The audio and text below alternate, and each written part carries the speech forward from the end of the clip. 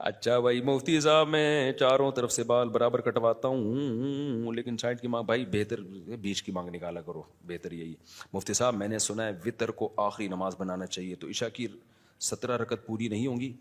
عشاء میں 17 رکعتیں ہوتی نہیں ہیں، عشاء میں 4 فرض ہیں اور 2 سنتیں ہیں، بس یہی ہیں 2 سنتیں جن کا عشاء سے، باقی نوافل ہیں وہ۔ دوسرا حدیث میں آتا بین کلی اذانین صلاتن، جب بھی 2 اذانیں ہوں یعنی اذان اور اقامت، اس کے درمیان نماز پڑھ لیا کرو۔ تو علماء نے کہا اس حدیث کی روح سے ہمیں عشاء کی اذان اور اقامت کے درمیان نماز پڑھ لینی چاہیے، اس حدیث کی روح سے نفل ہے، پڑھ لینی چاہیے، اچھی بات ہے۔ تو اب کتنی پڑھنی چاہیے؟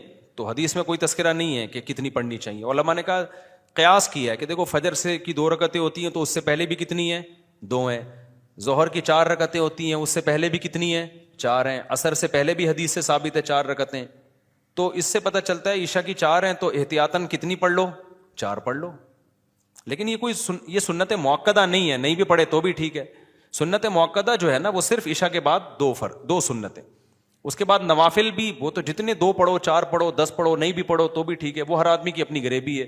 تو علماء نے کہا کم از کم 2 نفل پڑھ لو، بہتر ہے۔ تو یہ نفل کے طور پر کہہ دیا انہوں نے، کوئی ایسا نہیں ہے۔ پھر وطر تو رات کی نماز ہے، وطر عشاء کے بعد اس لیے پڑھے جاتے ہیں کہ ایسا نہ ہو قضا ہو جائیں، کیونکہ وطر کے بارے میں بہت شدید وعیدیں ہیں حدیث میں، تو وطر چھوڑنے کی اجازت نہیں ہے۔ امام احمد بن حنبل جو امام بخاری کے استاذ ہیں، ان کا تو قول ہے کہ جو وطر کی نماز چھوڑ دے اس کی گواہی جائز نہیں ہے۔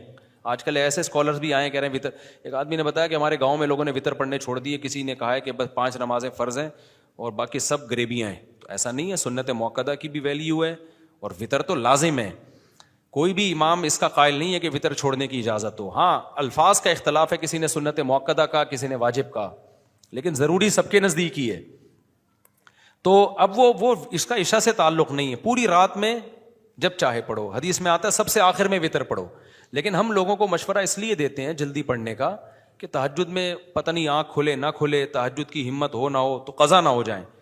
اور یہ بھی حدیث سے ثابت ہے، حضرت ابو ہریرہ چونکہ دیر سے سوتے تھے، طالب علم تھے، تو فرماتے ہیں مجھے نبی نے وصیت کی تھی میں ہمیشہ وطر پڑھ کے سویا کروں میں، تاکہ وطر قضا نہ ہو۔ تو جس کو قضا ہونے کا ڈر ہو تو وہ پڑھ لے، پھر رات کو تہجد میں آنکھ کھلے تو اس کے بعد بھی پڑھ لے۔ تو بہتر ہے کہ وطر آخر میں پڑھیں، لیکن یہ کوئی واجبی حکم نہیں ہے۔